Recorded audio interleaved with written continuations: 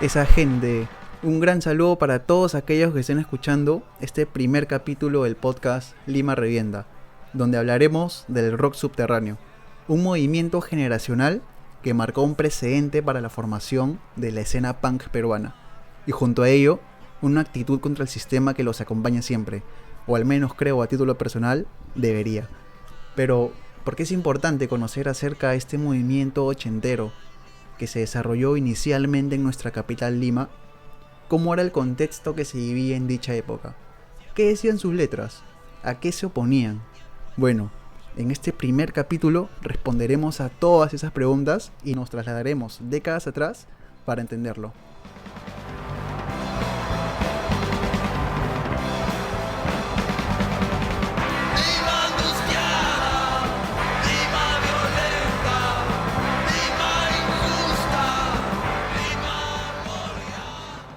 Bueno, me presento. Quien les habla es Diego Castro, un fanático del punk que creó este podcast motivado por la pasión que siento por este movimiento. Suelo ir a conciertos los fines de semana, conciertos que se realizan en el centro generalmente. Ya he conocido algunas bandas amigas, fanáticos amigos también, y la verdad que este movimiento me gusta mucho. La gente es muy buena, tiene muy buenos valores, lo mismo con las bandas. Y es un movimiento que desde que comencé a concurrirlo hasta el día de hoy ya prácticamente se ha formado en un estilo de vida, ¿no? Así que sin más que decir, ¿qué es el rock subterráneo? Se puede decir que fue un movimiento subcultural desarrollado prácticamente en paralelo con el circuito comercial. Circuito que conformaban bandas como Río, Arena Hash, Haas, entre otras.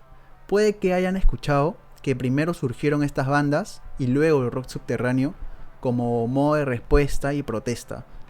Pero esto no es del todo cierto. Por ejemplo, Leucemia se formó en el 83 y Río y Haas en el 84 y 86 respectivamente, solo por nombrar un par de bandas como ejemplo. La principal diferencia, diría, entre los subtes y las bandas comerciales eran los contenidos de sus canciones. Por lo general, las bandas comerciales trataban temas banales que hacían divertir y entretener a los jóvenes y adultos de la época, como una forma de escapismo, digamos, ante aquel difícil contexto sociopolítico que se vivía en ese entonces. En cambio, los subtes hacían sonidos agresivos y tenían una actitud antisistema. Precisamente ese contexto complicado, protagonizado por la crisis económica que en gran parte eran provocados por ataques terroristas, fue sin querer el motivo del nacimiento del rock subterráneo, que tuvo como consigna el hazlo tú mismo. Ellos se encargaban de escribir, producir, distribuir y difundir su propia producción musical. Entre las primeras bandas que lideran este movimiento estaban Leucemia, Guerrilla Urbana, Escuela Cerrada, Autopsia y entre otras, por supuesto. Estas 4 bandas que les acabo de mencionar se unieron para crear la primera maqueta. En el lado A suenan Leucemia y Escuela Cerrada, y en el lado B, Guerrilla Urbana y Autopsia. Un detalle que no podemos dejar pasar es que estos subtes no tenían nociones técnicas de los instrumentos que tocaban, o si es que la tenían, por lo general eran de conocimientos muy básicos. De hecho, este rasgo tan característico, que lo podemos notar incluso en los discos o EP de la época, con fallas naturales de personas a las que no les interesaba sonar bien o bonito. Ahora, alguien puede decir que esta actitud propia del punk, y sumado a sus letras de queja, convertía al rock subterráneo en una especie de movimiento punk peruanizado.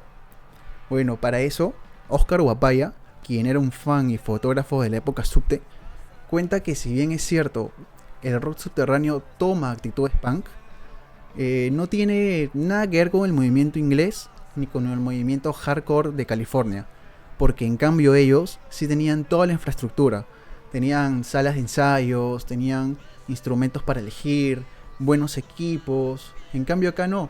Sin embargo, indica que el aporte del rock subterráneo es que crea la escena peruana. Por eso él dice que no cree que en la actualidad en Lima no exista algún grupo de rock que no le deba nada al rock subterráneo. Además, nos cuenta un datazo.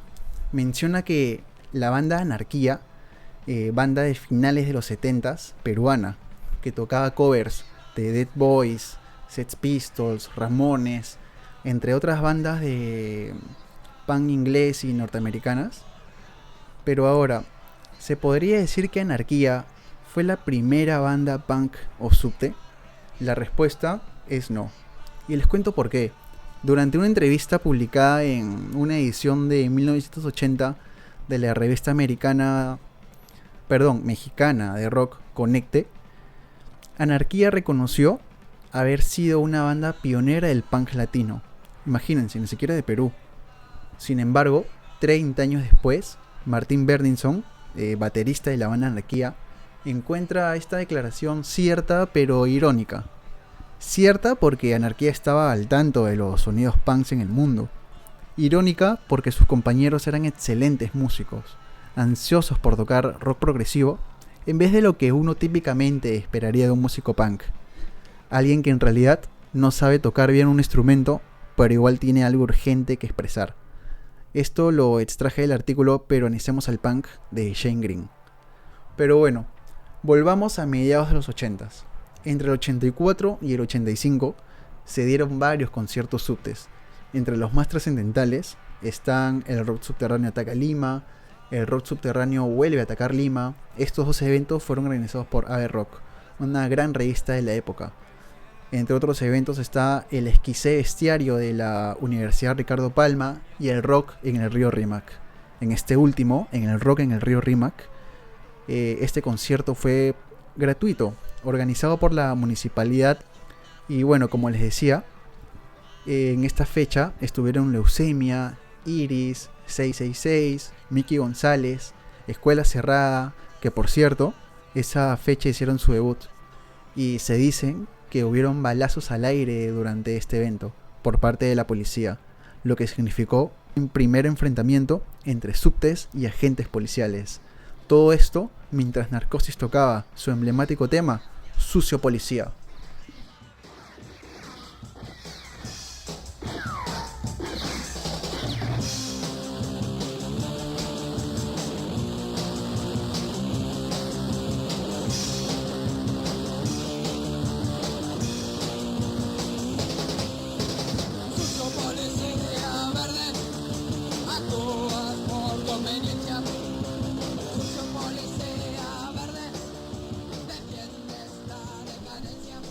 Los músicos subtes eran jóvenes que, mediante la música, manifestaban su malestar e incomodidad con la realidad peruana, con lo que pasaba en ese entonces, por la crisis, por sus gobernantes, por las convenciones sociales, la conformidad.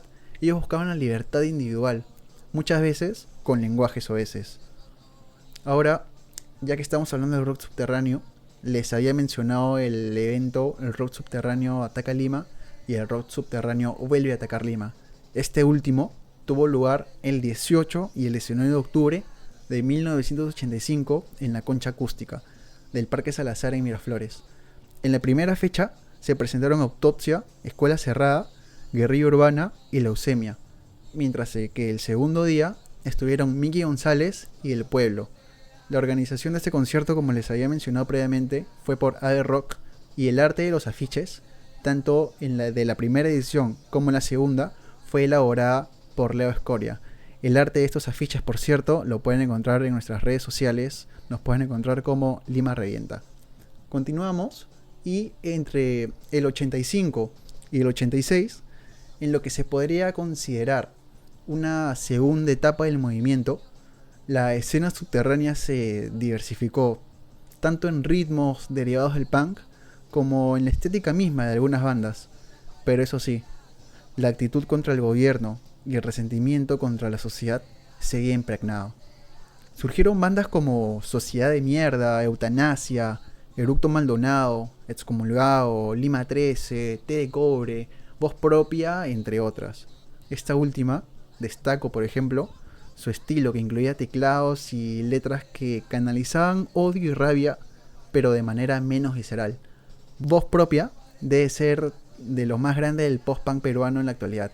De hecho, aquí les dejo un temazo de su primer álbum.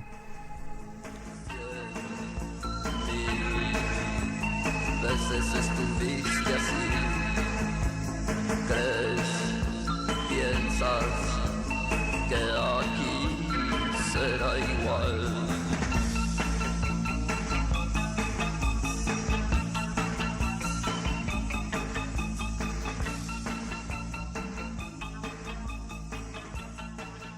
Bowie, de voz propia, comenta que en esas épocas, cuando los jóvenes querían formar una banda, muchos ni sabían qué instrumento elegir, porque prácticamente no sabían tocar o cantar.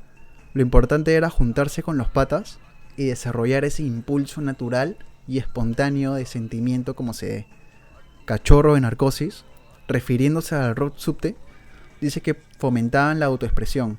No era necesario aprender a utilizar las notas musicales para poder expresar lo que llevas contigo. Lo importante era la anarquía, la paz, la autogestión, el ser tú mismo, que nadie te manipule, y asimismo que no utilices esto como una moda. Jorge Acosta del Pueblo cuenta que incluso tocaban sin afinar, porque lo importante, más que sonar bien, era la actitud. Ahora es importante conocer los lugares emblemáticos, los lugares en donde se desarrollaba esta escena. Y bueno, entre los lugares más frecuentes para los subtes están el No Helden, que abrió sus puertas en 1984. Este local está ubicado en Jirón Chincha, del centro de Lima. Era espacioso y estaba pintado en su totalidad de negro, lo cual le daba una atmósfera especial. Pedro Cornejo dice que este lugar fue el bastión de la escena subte. Sin embargo, esta discoteca comenzó a decaer debido a problemas que regularmente habían entre fanáticos y muchas veces salían sillas volando. La cosa es que cerró a finales de los 80s y en 1991 reabrió, pero ya no era lo mismo. La escena subte ya estaba dividida. Otro lugar es el Hueco de Santa Beatriz, que era una casa de 2 pisos, aún sin estar totalmente construida. De hecho, el segundo piso estaba vacío, sin techo ni paredes, la escalera a medio construir y el primer piso con las paredes y el piso sin terminar. Ya se imaginarán los locurones que pasaban en esa casa.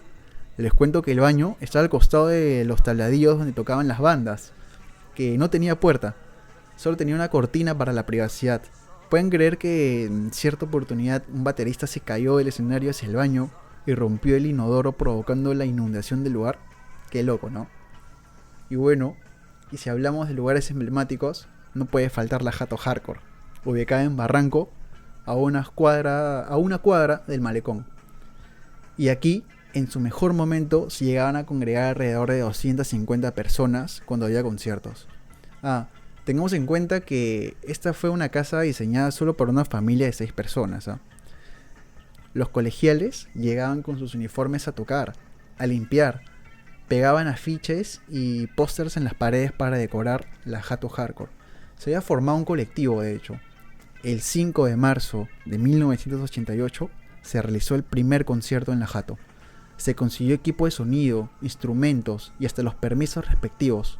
Esa fecha tocaron Caos, G3, Sentido Común, Caos General, Poetas del Carajo y Curriculum Mortis. Y bueno, gente, como hemos revisado, entonces la escena subte, caracterizada por su permanente denuncia contra lo inauténtico, generó una serie de estándares para identificar a quienes serían poseros y quienes verdaderos subtes. Así, un posero, quien aparentaba ser subte con un estilo punk y que iba por moda a los conciertos, podía denominarse como tal. Posteriormente, algunas bandas tomaron divisiones etiquetando de pitupunks a quienes provenían de los sectores económicos más privilegiados y por tanto no podían ser auténticos subtes. Este discurso estuvo afiliado principalmente con los grupos Excomulgados, Sociedad de Mierda y Eutanasia.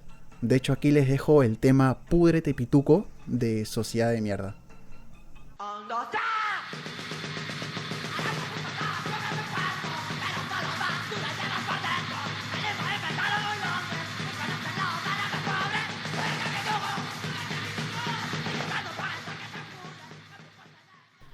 Y bueno, de esta manera doy cierre a este primer capítulo en el que hablamos del rock subterráneo. Espero que haya sido de su agrado. Síganos en nuestras redes, en Facebook, en Instagram, en Spotify como Lima Revienta. También estaremos activos en nuestro canal de YouTube. Y bueno, quería agradecer al final de este primer capítulo a Querosene Punk. Muchas gracias, Querosene, por estar ahí siempre atento con la escena. Querosene es un gran fotógrafo, el mejor fotógrafo de la escena punk, diría. Un gran amigo, una gran persona. Muchas gracias, Querosene, por brindarme fuentes que me han servido de mucho para realizar este primer capítulo. También quiero agradecer a Gonzalo Farfán. Así es, a Gonzalo Farfán de G3, Autopsia, Inyectores y más bandas, por tu apoyo a Lima Revienta, por acreditar a Lima Revienta para aquel concierto de Caos, aquel regreso histórico después de 30 y tantos años en Bichama. Muchas gracias, Gonzalo. También quiero agradecer a Fernando Pinzás por su apoyo continuo en el desarrollo y creación de Lima Revienta. Muchas gracias, Fernando. Muchas gracias a todos mis amigos. Muchas gracias a mi hermano Nicolás y a toda la gente que siga Lima Revienta. Un abrazo para todos.